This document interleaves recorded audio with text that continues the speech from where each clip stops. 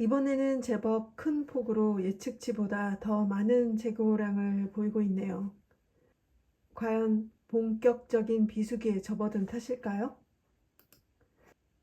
어느덧 롤오버 가격 수치가 반영될 때니까 11월 물을 참고해야겠죠?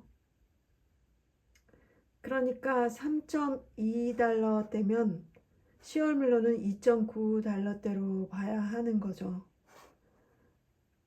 갑자기 3.2달러라고 보여도 옳은 게 아니라고 생각하면 될 겁니다. 뭐 혹시라도 내일 3.4 이런 수치를 보인다면 그때는 당연하게도 옳은 거고요. investing.com은 이미 적용되었네요. 하지만 이런 수치 변화를 정직하게 반영하다 보니까 급등한 곳으로 표기되는 게 아쉬운 점입니다. WTI도 이번에는 월물 가격표를 좀 찾아봤어요. 이미 롤오버를 반영한 상태로 11월 물을 보이고 있네요. 계속해서 62 또는 63달러를 왔다 갔다 하는 모습입니다.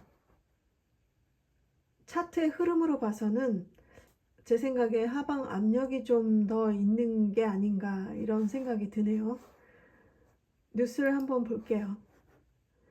요즘 어찌된 일인지 계속해서 특이할 정도로 이렇다 할 뉴스가 보이지 않는 상황이에요. 이 뉴스는 지난주 수요일 뉴스인데요. 이때 당시에 우크라이나가 러시아의 원유 수출 터미널과 정유 시설을 드론으로 공격해서 공급 차질 우려가 커졌다고 합니다. 그런 이유로 유가가 소폭 상승했다는 뉴스인데요. 지난주 수요일쯤에 하루 정도였지만 63달러 근처까지 갔었습니다.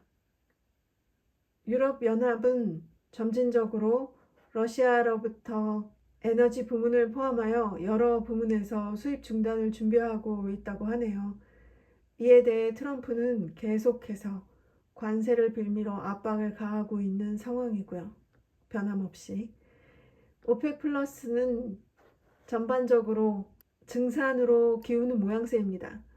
생산 능력을 키운 나라들이 더 많이 생산하고 싶어 하고 있어서 각자 도생의 목소리가 커지고 있다고 합니다.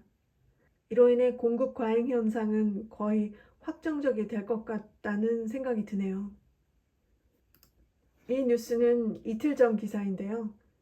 수요일에서 주말로 가면서 분위기가 급 반전을 해서 국제 석유 공급 과잉과 수요 감소에 대한 우려가 금리 인하 기대감을 넘어서면서 유가가 하방 압력을 강하게 받고 있다는 기사입니다. 금리 인하는 유가 상승 요인이지만 이번에는 힘을 발휘하지 못하고 있다는 뜻이겠죠. 좀 전에 본 차트에서도 저도 그런 느낌을 많이 받았습니다. 거기에 더해 정유소 정비 시즌이 도래했다고 하는데요. 이를 위해 정유 시설들은 폐쇄를 할 예정이어서 이런 이유로 정유 수요가 더욱 감소할 것이라고 하네요. 저는 전혀 몰랐던 새로운 사실을 이번에 알게 된 것 같습니다. 그리고 미국 에너지정보청 EIA에서는 석유 재고가 예상치를 웃돌고 있다는 발표도 있었고요. 요즘 같은 천연가스 비시즌에 담비 같은 기사가 떴네요. 다만 이 폭증이라는 단어가 무색하게 실질적으로는 재고가 늘었기에 큰 기대를 걸기에는 망설여집니다. 미국의 경우 AI 붐 탓에 전력 수요가 인플레 상승 속도보다 더 빠르게 증가하고 있어서 전기요금이 아주 많이 올랐다고 해요. 한 30% 정도? 그 부족분을 천연가스가 메울 수 있을 것이라고 기대하고 있다고 합니다. 그래서 생산시설과 인프라들을 많은 지역에서 늘릴 것이라고 전망하고 있어요. 그런 것에 비해 천연가스 가격은 지금까지 보면 그다지 드라마틱하게 오르는 것을 보진 못했네요. 차라리 관련해서 가스 터빈에 투자해 보는 것도 괜찮은 전략으로 생각되기도 하는데요. 참고로 우리나라에선 두산 에너빌리티가 관련이 있다고 합니다. 지금까지 살펴본 바로는 유가는 여러 면에서 지정학적 리스크만 아니라면 대체로 하락 요인들만 지속적으로 쌓여가고 있는데요. 간헐적으로 지정학적 리스크가 부상될 때마다 인버스를 사서 모아보면 좋겠다는 생각이 개인적으로 듭니다. 그리고 천연가스는 모처럼 상승을 기대할 수 있는 뉴스가 나오긴 했지만 AI에 관련된 기사요.